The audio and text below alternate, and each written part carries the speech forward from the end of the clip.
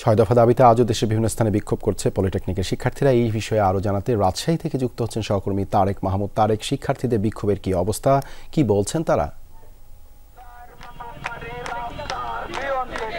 শিক্ষার্থীরা আন্দোলন করছে বেলা 11:30 পলিটেকনিক ইনস্টিটিউট রয়েছে, সেই প্রধান গেটটি রয়েছে লাল কাপড় বেঁধে কিন্তু আন্দোলন করছে।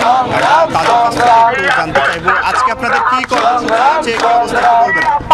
আজকের আমাদের যে কর্মসূচি রাইজ ইন রেড, যে কর্মসূচি আমাদের কারিগরি ছাত্র আন্দোলন কর্তৃক দেওয়া হয়েছে, এটি মূলত বিগত 16 এপ্রিল কুমিল্লা পলিটেকনিক এবং কুমিল্লা সার্ভে পলিটেকনিক ইনস্টিটিউটের উপর যে আইন শৃঙ্খলা বাহিনী কর্তৃক নির্মম হামলা চালানো হয়েছে সেটির প্রতিবাদে এবং আমাদের কারিগরি শিক্ষার্থীদের যে অধিকার সেটি নিশ্চিত করার জন্য আমরা এখানে অবস্থান করছি। ধন্যবাদ আপনাকে। আপনাদের এই কর্মসূচি কতদিন চলবে? আমাদের দাবি দাবা সম্পূর্ণ পরিমাণ না মানা হলে আমাদের কর্মসূচি অব্যাহত থাকবে, অনির্দিষ্টকালের জন্য অব্যাহত থাকবে।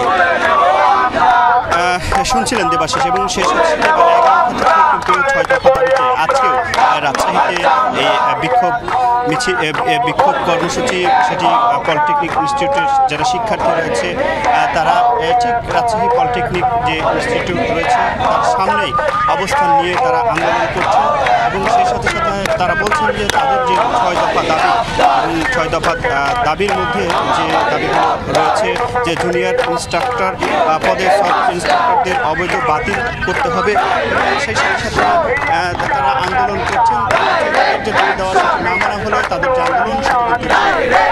ধন্যবাদ তারেক যুক্ত হবার জন্য।